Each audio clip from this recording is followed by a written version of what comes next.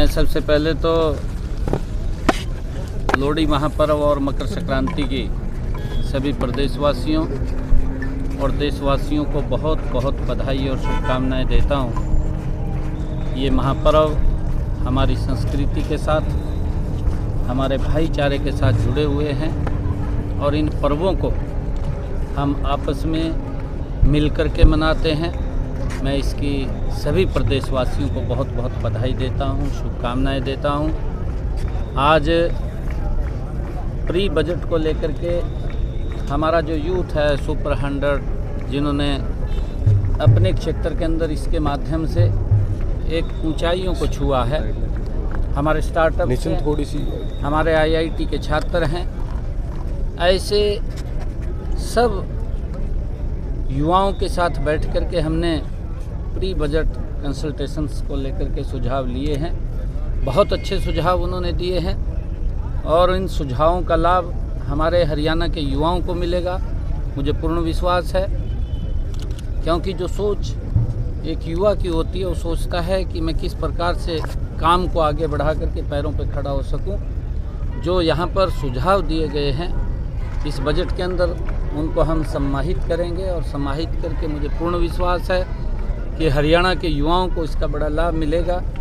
अच्छे सुझाव हमारे पास आए हैं। सीएम साहब आप दिल्ली जा रहे हैं, दिल्ली के लिए खासतौर पे दिल्ली में चुनाव है, आप भी जाएंगे दिल्ली चुनाव को लेकर क्या कहेंगे? नहीं, मैं आज दिल्ली नहीं जा रहा हूँ। आज सोनीपत में मेरा कार्यक्रम है, सोनीपत में मेरा कार्यक्रम है, उस कार्यक्रम के अंदर मैं जा रहा हूँ।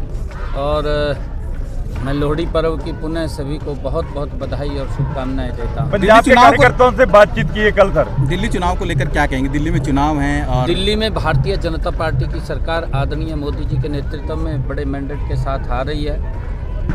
क्योंकि वहाँ की जो सरकार है लगातार झूठ बोल करके लोगों का पेट भरती रही है।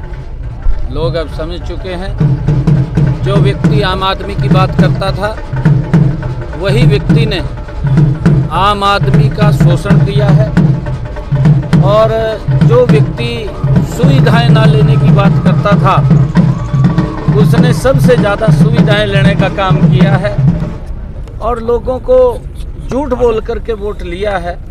लोग समझ चुके हैं और उनके झूठ का पर्दाफाश हुआ है।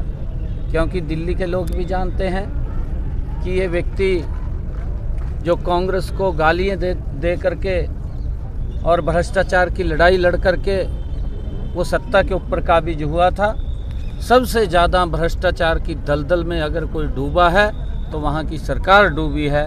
और लोगों को इस बात का रोष है कि उसने हमें भी वहाँ पर अपमानित करने का काम किया है। और उसका गुस्सा 5 तारीख को दिल्ली के लोग वो वहाँ की सरकार के ऊपर निकालने जा रहे हैं। 8 तारीख को जब रिजल्ट आएगा तो कहीं ये दिखाई नहीं देगा, क्योंकि भ्रष्टाचार में फंसा हुआ व्यक्ति है, इसकी पूरी सरकार भ्रष्टाचार में घिरी हुई है।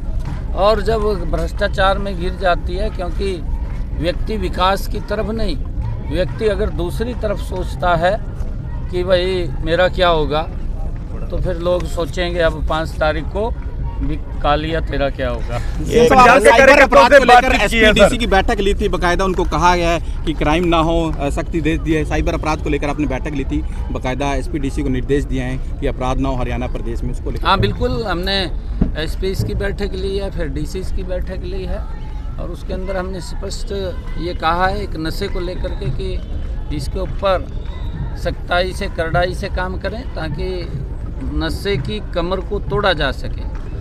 और जो व्यक्ति दोनों एक के पूर्व हैं, चाहे आतंकवाद है और चाहे नशा है, चाहे कोई गलत गतिविधियों में शामिल है, उन सब को तोड़ने का काम, उन सब को रोकने का काम समाज के लोगों से भी मैं अपील करूंगा कि इस नशे के अंदर आगे आकर के आएँ, अपने बच्चों से भी वार्तालाप करते रहें, उनका ध्यान भी रखें कि बच्चा कहीं गलत रास्ते पर तो नहीं है।